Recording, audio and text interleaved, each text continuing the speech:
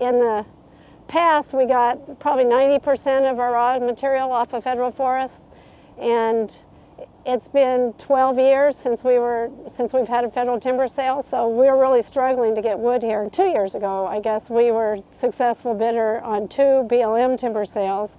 We were real pleased with that, but they were both litigated right away, and one of them's been withdrawn completely, and one of them, we're still working on, but it looks like that one might not happen either.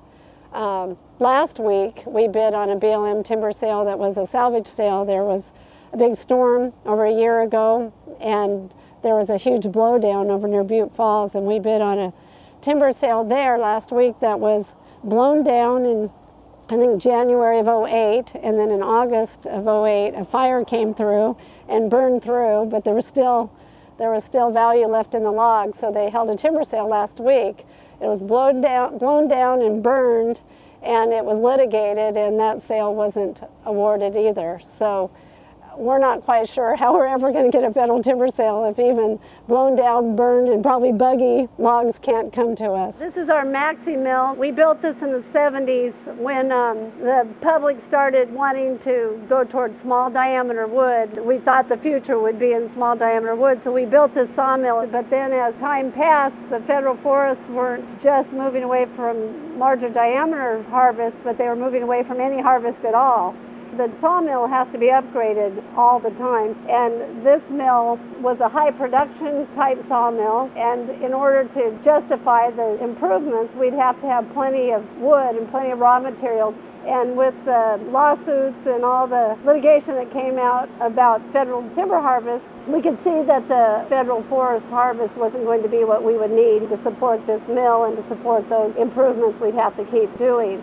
So we had 2 shifts going in this sawmill, and in 1990, when all the spotted owl stuff started happening, we shut down 1 shift. So we thought we were doing the right thing, but eventually in 2003, we weren't able to get any of the federal harvest that we needed to support the mill. So we shut this mill down. We only run 1 mill, 1 shift now. So we've gone from about 225 employees to our bare bones now is 90 employees.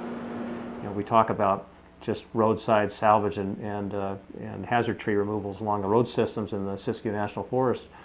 There's an awful lot of wood out there that's just that's readily accessible. It could really sustain us for a long period of time.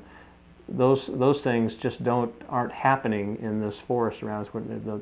There's reasonable and economical and environmental logging that can go on in this valley that is just being given up on, that just doesn't happen.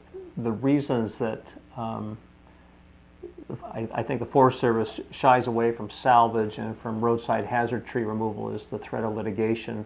They don't like to spend a lot of time and effort trying to put up that type of timber sale under the fear that undoubtedly they'll have some larger trees to offer, and the environmental community will probably see that and they'll appeal the decision to go ahead and sell those hazard trees.